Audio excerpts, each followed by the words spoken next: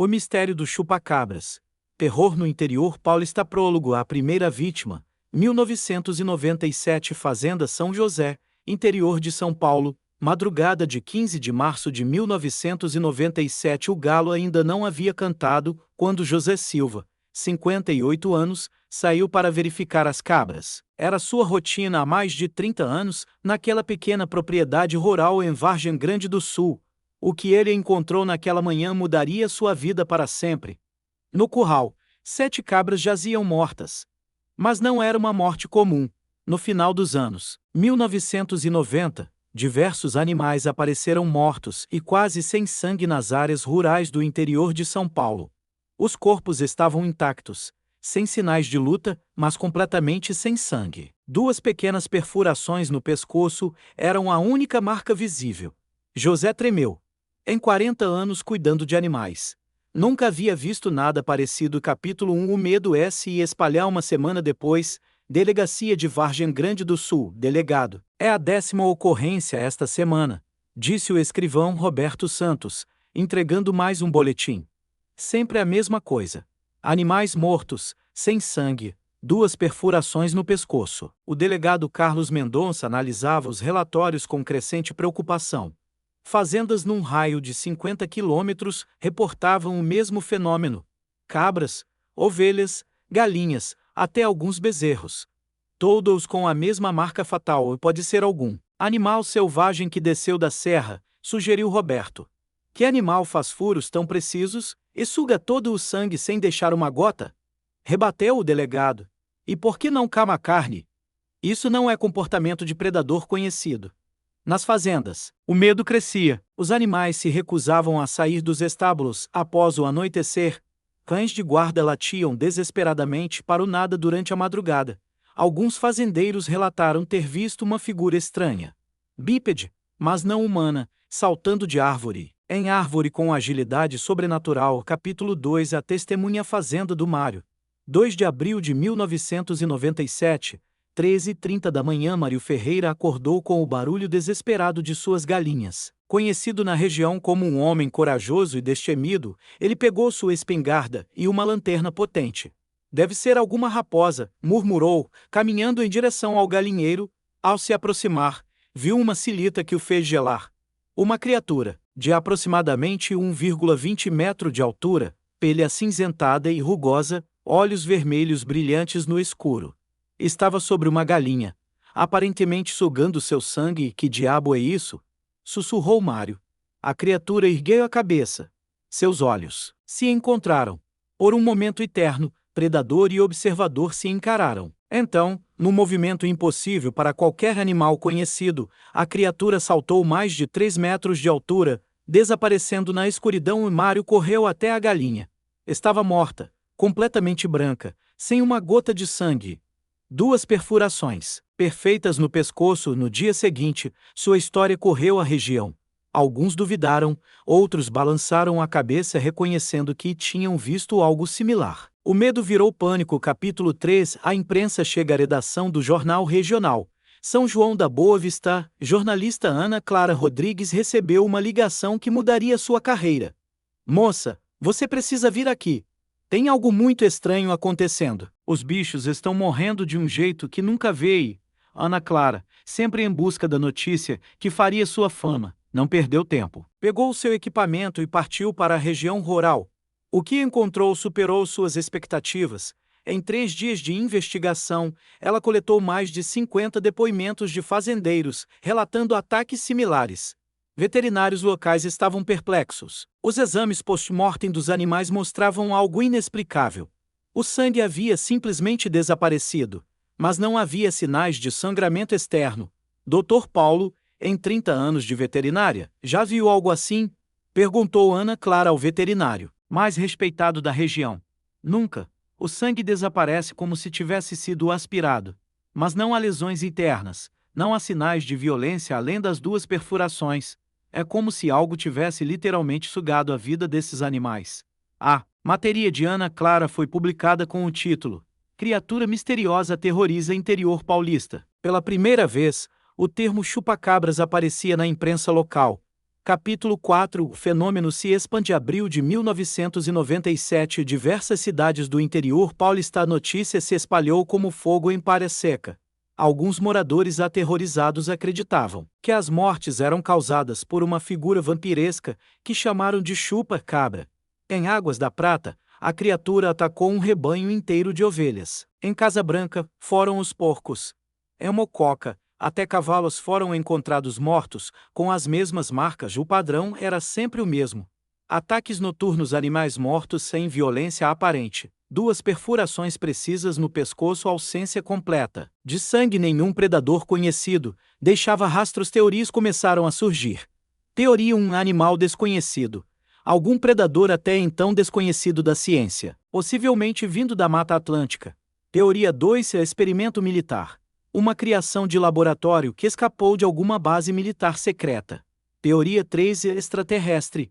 Seres de outro planeta que se alimentavam do sangue de animais terrestres. Teoria 4. Cultos satânicos. Rituais de magia negra realizados por seitas. Capítulo 5. A primeira fotofazenda do Antônio. 20 de abril de 1997. Antônio Silveira era um homem preparado. Fotógrafo amador. Ele havia instalado uma câmera com flash automático próxima ao seu galinheiro, determinado a capturar evidências da criatura. Na madrugada de 20 de abril, o flash disparou 3 vezes seguidas e pela manhã, Antônio correu para verificar. 5 galinhas mortas, o padrão habitual, mas desta vez, ele tinha provas. As fotos, embora desfocadas devido ao movimento, mostravam claramente uma criatura bípede, de pele rugosa, com espinhas dorsais proeminentes e olhos que refletiam a luz do flash como brasas vermelhas. Gente, isso não é deste mundo, disse Antônio, mostrando as fotos aos vizinhos. As imagens correram à região. Chegaram às mãos de Ana Clara, que as publicou em primeira página. Logo, jornais de São Paulo, Rio de Janeiro e até Brasília pegaram a história. O chupa-cabras do interior paulista virou fenômeno nacional. Capítulo 6. A caçada. Maio de 1997. Com a repercussão nacional, chegaram à região os mais diversos personagens de pesquisadores científicos da USP e Unicamp vieram estudar o fenômeno, coletaram amostras, fizeram análises, instalaram equipamentos de monitoramento. Caçadores profissionais ofereceram seus serviços para capturar a criatura. Grupos armados passaram a patrulhar as propriedades durante a noite. Jornalistas de todo o país acamparam na região, cada um tentando conseguir a foto ou a entrevista definitiva. Curiosos e turistas chegaram aos milhares, transformando as cidadezinhas em verdadeiros circos. Vendedores apareceram vendendo amuletos, repelentes anti-chupacabras e mapas dos locais de avistamento. A vida na região virou de cabeça para baixo. Capítulo 7. O confronto. Fazenda do João Batista, 15 de maio de 1997. 2h45. João Batista, fazendeiro experiente e ex-militar, estava preparado. Havia instalado holofotes, câmeras de segurança e tinha 3 homens armados patrulhando sua propriedade. Se essa coisa vier aqui, vai encontrar resistência, declarou aos jornalistas.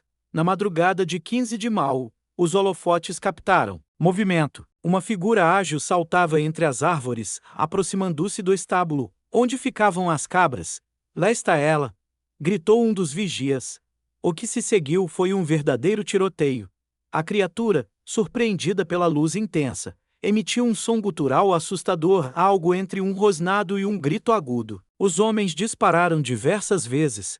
A criatura, aparentemente ferida, saltou o muro de 2 metros de altura como se fosse um obstáculo insignificante e desapareceu na mata. Pela manhã, encontraram gotas de um líquido escuro que não era sangue comum, era esverdeado e tinha um cheiro acre, químico. Acertamos nela, disse João Batista.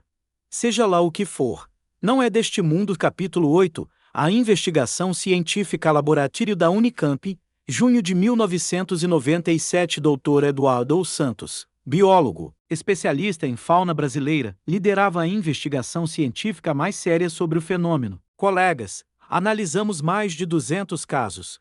Os padrões são consistentes demais para serem coincidência, explicou a sua equipe. As análises revelaram dados perturbadores. O líquido esverdeado coletado não correspondia ao sangue de nenhum animal. Conhecido, as perfurações eram feitas com precisão cirúrgica, sugerindo inteligência. A ausência total de sangue nos animais desafiava as leis da física. Para onde ia tanto sangue? Algumas amostras de pelo encontradas no local não correspondiam a nenhuma espécie catalogada. Dr. Santos, disse sua assistente, encontramos algo mais. A análise do solo nos locais dos ataques mostra níveis elevados de radiação. Radiação? Que tipo? Desconhecido. Não corresponde a nenhuma fonte natural da região. O mistério se aprofundava. Capítulo 9. A teoria militar. Base aérea de São José dos Campos. Julho de 1997. O Major Henrique Albuquerque recebeu uma ligação que o deixou preocupado. Major, temos um problema. Aquela experiência que escapou do laboratório está causando uma situação que pode comprometer a segurança nacional. 3 meses antes, um projeto militar ultra-secreto havia perdido o controle de um espécime experimental. Oficialmente, nada havia acontecido. Mas as descrições da criatura do interior paulista eram perturbadoramente familiares. Coronel, precisamos recuperar o espécime antes que alguém descubra a verdade, disse o major. Já temos uma equipe especial trabalhando nisso. Operação Sombra está autorizada. Na semana seguinte, moradores da região relataram avistamentos de helicópteros militares sobrevoando as matas durante a madrugada. Homens de uniforme escuro foram vistos em várias propriedades, sempre alegando ser pesquisadores ambientais. Capítulo 10. O último ataque. Fazenda Santa Rita. 3 de agosto de 1997. Maria Santos acordou com um barulho estranho vindo do quintal. Viúva e morando sozinha, ela normalmente não sairia para verificar. Mas algo a compeliu a olhar pela janela.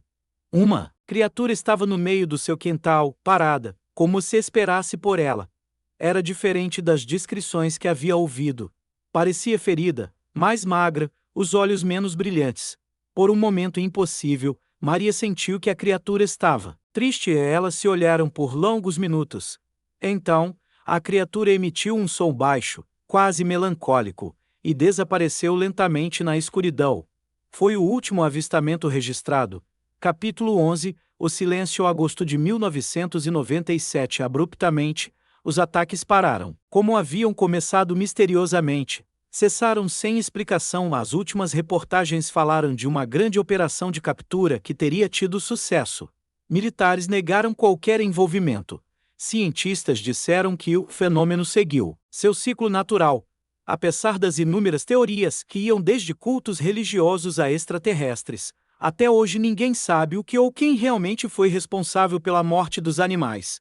Ana Clara Rodrigues, a jornalista que cobriu toda a história, anos depois declarou: algo aconteceu naquele verão de 1997.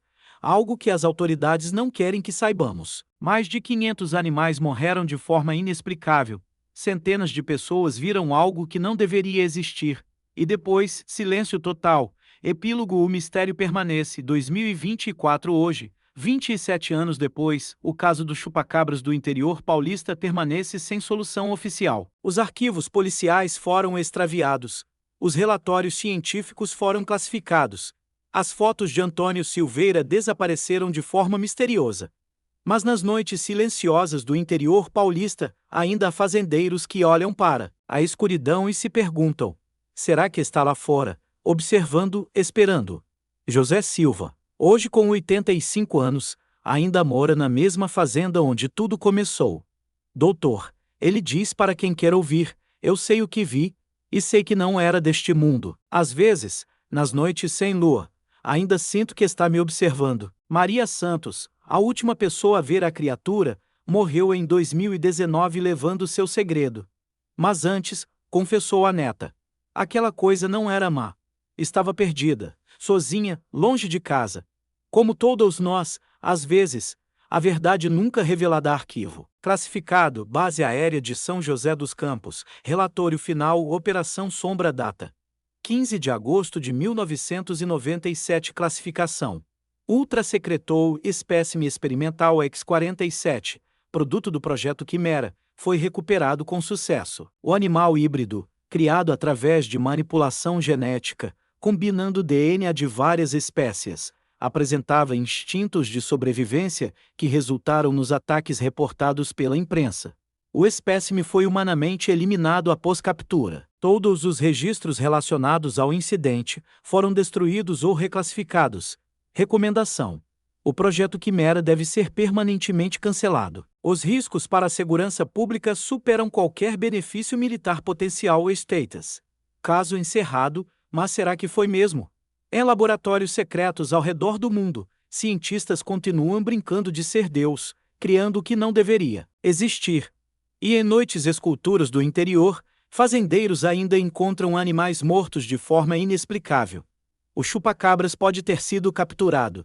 Mas será que era o único? Essa pergunta ecoa nas sombras, enquanto o mistério permanece vivo na memória coletiva de um país que aprendeu que nem tudo pode ser explicado pela ciência. Ou pode. A verdade está lá fora.